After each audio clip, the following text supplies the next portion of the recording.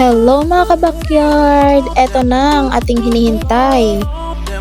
18 days na po ito sa incubator at nilipat ko po dito sa hatchery namin. So 18 days exactly po yan at nag-hatch sila.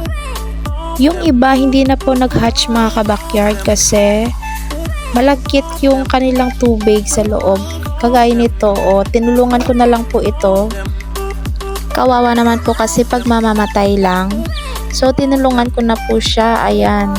Parang naging disabled po siya. Pero makikita nyo po sa next video ko na naging okay yung pakpak niya. Bumalik po sa kung saan po nararapat pumwesto yung kanyang pakpak.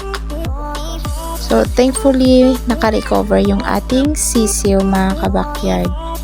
So, sana lumaki siya ng masigla at hindi sakitin. Ayan po siya yung may puti.